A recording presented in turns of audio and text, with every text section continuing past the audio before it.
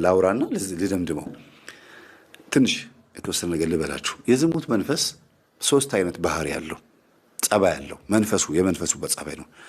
አንደኛ እናንተን ራሳችሁን ወይም እኛ ራሳችንን ያልከሰክሰናል። ሁለተኛ በእኛ ዙሪያ ያሉትን ሰዎች ያልከሰክሳል፣ ያረክሳል። ሶስተኛ ከእግዚአብሔር ጋር ያጣላል። ባህሪው ይሄ ነው፣ ማጣላት። በእኛ ዙሪያ ያሉትን ሰዎችም ያረክሳል፣ እኛንም ያረክሰናል፣ ከእግዚአብሔር ጋርም ደግሞ እንድንጣል ያደርጋል። ምን ያደርጋል በሚለው ላይ ነው። የዝሙት መንፈስ ግን በእኛ ውስጥ መኖሩ ምልክቱ ምንም ሰው ሳይሰብከን ሰባኪ ሳይሰብከን የምናውቀው ነገር ነው። ግን ከደፈነብን እንደዚህ እንደ ባለ ታሪካችን እንደ ድርጅቱ ባለቤት ደግሞ ከደፈነብን የሚያደርገውን ነገር እንደ ጀብድ ነው የሚቆጥረው፣ እንደ ጥሩ ነገር ነው የሚቆጥረው። እንደ እኔ ወንድ እኮ ነኝ ምን ችግር አለው? ኃጢአት መሆኑ ግን ህሊና ይነግረዋል እኮ መቼም አይደለም። ሃይማኖት ያለው ሃይማኖት የሌላቸው ሰዎች እንኳን ህግ አላቸው፣ የጋብቻ ስርዓት አላቸው። የሚገርማችሁ ሃይማኖት የለንም ብለው የሚያስቡ እነዚህ ስኩቲስ ወይም ዘላን የሚባሉ ሰዎች ወይ በየበረሃው በየጫካ የምታያቸው ሰዎች እንኳን የትዳር ህግ አላቸው። እና እኛ ሃይማኖት ያለን ሰዎች እንደዚህ መረን ስንሆን በጣም ይከብዳል አይደል? ስለዚህ የዝሙት መንፈስ በውስጣችን ለመኖሩ ምልክቱ አንደኛ ያንቀሸቅሻል።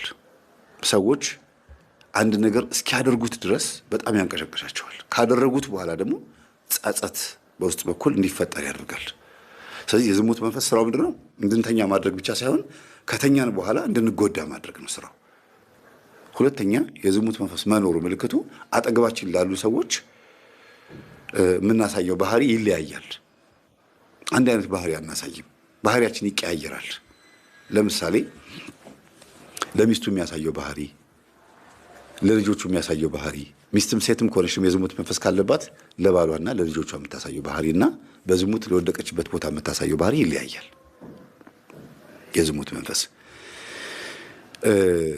እናንተ ተረዱት ምን አይነት ባህሪ እንደሆነ በየቤቱ ስለሚለያይ እናንተ ራሳችሁ ወቁት። ሌላው የዝሙት መንፈስ ውስጣችን መኖሩ ምልክቱ ግለ ወሲብ የምንፈጽመው ነገር ነው። ግለ ወሲብ አይነ ጥላ ምንም እንኳን የምታስፈጽም ቢሆንም ሴቶችም ወንዶችም ግለ ወሲብ የሚፈጽሙት ያንን ስሜት ለማስተናገድ ነው። ያንን ስሜት እንደ ሱስ ታደርገዋለች። እንደ ሱስ በዕለት በዕለት ሰው የሚበላው ሱስ ሆኖበት ብቻ አይደለም፣ የግድ የህይወቱ አንድ አካል ስለሆነበት ነው። ካልበላ ስለማይኖር ነው። ዝሙት ካልፈጸመ እንደማይኖር አድርጎ ይስልበታል ማለት ነው። ልክ እንደ ምግብ ማለት ነው። ዝሙት ካልፈጸመ ደስ እንዳይለው አድርጎ ይሰራበታል ወይም ይሰራባታል መንፈሱ ማለት ነውና ይሄንን ስሜት የምታስተናግዱ ከሆነ ከዚህ ስሜት መላቀቅ ካቃታችሁ መንፈሱ አለ ማለት ነው። ሀቢት ወይም ድግግሞሹ ተርኒንግ ፖይንቱ እዛው ላይ የሚጥላችሁ ከሆነ አሁንም እንድታረጉት የሚጋብዛችሁ ከሆነ በትክክል መንፈሱ አለ። እሺ፣ ይሄ መንፈስ ስታውቁበትና ስትነቁበት ስልቱን እንዴት ይቀይራል? አንደኛ ያገባችሁ ከሆናችሁ አንቺ እየሰገድሽ እየጸለይሽ ይሄ መንፈስ ለማስወገድ ወይም ደግሞ ስርዓት ይዘሽ በጾም ውስጥ ማለፍ የምትፈልጊ ከሆነ ከአንቺ ይወጣና ባልሽ ላይ አርፎ ያስጨንቅሻል። በሰንበት ቀን፣ በግዝት ቀን፣ በአጽዋማት ጊዜ ምናምን ላይ ችግር ይፈጥራል ማለት ነው። ያስጨንቃል፣ ያስቸግራል። አንተም ላይ ደግሞ ከሆነ ሚስትህ ላይ ከአንተ ወጥቶ ሚስትህ ላይ ያርፋል። በፍቅረኛሞቹ መካከልም ከሆነ ደግሞ መስገድ፣ መጾም፣ መጸለይ ሲጀምሩ ይፈታተናቸዋል።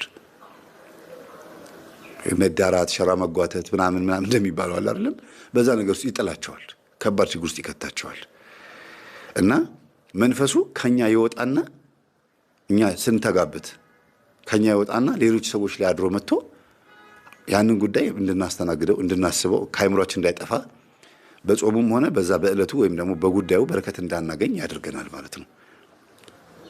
የረከሰ ሐሳብ ስለሚያመጣ ሁልጊዜ የረከሰ ሐሳብ መሆኑን ሳይነግረን እኛ እንዲጥመንና እንዲጣፍጠን አድርጎ ነው የሚያመጣው። ለእኛ እንዲስማማ አድርጎ ነው የሚያመጣው። ደግሞ ነገሮች ምቹ ይሆናሉ። ይሄን ለመፈጸም ይሄን ለማድረግ ነገሮች የተመቸ ይሆናል። መንገዱም፣ ሁኔታውም፣ ገንዘቡም አጠቃላይ ምቹ እንዲሆን ያደርገዋል። በባልና ሚስት መካከል ግን ምቹ እንዳይሆን ያደርገዋል። በሁለታችሁ መካከል ቅራኔ እንዲኖር ምክንያት ተፈጥሮ በምትሰርቁት ጉዳይ ላይ ግን ምቾት እንዲፈጠር ያደርጋል ማለት ነው። ነገሮች እንዲስተካከሉ እንዲሳካ ያደርገዋል። እና የተሰረቀ ይጣፍጣል ብለው እንደሚሉት አይነት ነገር አካሄድ እንድትሄዱ ያደርጋችኋል። ከዚህ ነገር መላቀቅ የሚቻለው እንዴት ነው? መጀመሪያ ስትሰግዱ ስትጸልዩ ይህን መንፈስ ለመያዝ ከሆነና ከመንፈሱ ለመላቀቅ ከሆነ መጀመሪያ ታሰር ነው የሚባለው። ባለህበት እዚሁ እኔ ጋር ማንም ጋር እንዳትሄድ እኔው ጋር ሆነ ታሰር ነው የሚባለው። እኔው ጋር ሆነ ታሰር። ከዛ በኋላ ታሸኙታላችሁ።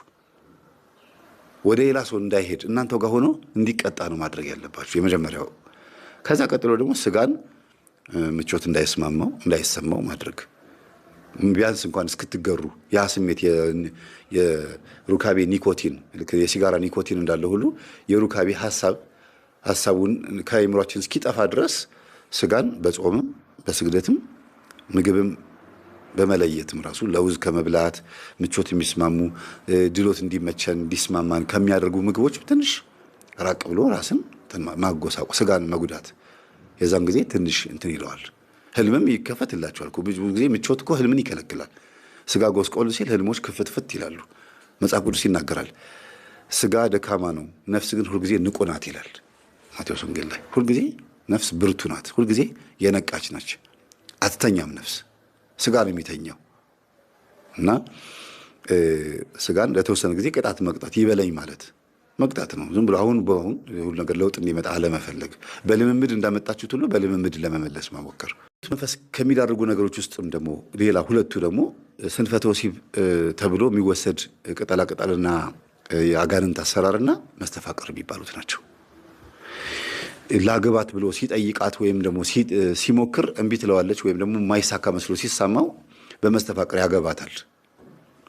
ከዛ ያ መስተፋቅር መንፈስ ደግሞ ሁለቱን በዝሙት ነው የሚያፋቅራቸው። በቃ የተፋቀሩት እኮ ልጅ ለመውለድ ቢሆንም ለመጋባት ቢሆንም ግን ዋናው ጉዳይ ትኩረቱ አይቷት ነው የወደዳት።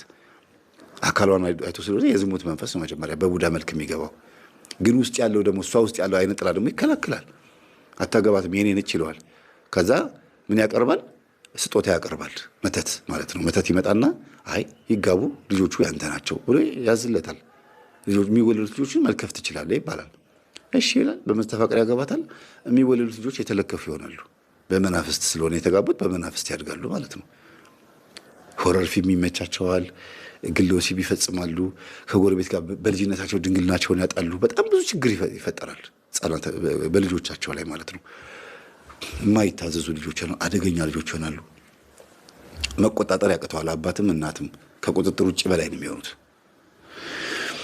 እና የዝሙት መንፈስ በመስተፋቅር ምክንያትም ሊገባ ይችላል። በስንፈተ ወሲብም ያው እኔ ከሚስቴ ጋር ጥሩ ሩካቤ መፈጸም አልቻልኩም ብሎ አይደለም ስንፈተ ወሲብ ድግምት የሚያስደግመውና ይሄንን አኝከህ ይሄንን መጠህ ይሄን እንደዚህ አድርገህ ይሄን አስረህ እዚህ ጋር እንደዚህ አድርገህ ተገናኛት እያለ በደብተራ ሲሰጠው እሺ ብሎ ይገባል። ከዛስ በምን ብርታት ነው ከሚስቱ ጋር የሚተኛው? በመናፍስት። ከዛ ምን ያደርገዋል? ዘማዊ ያደርገዋል።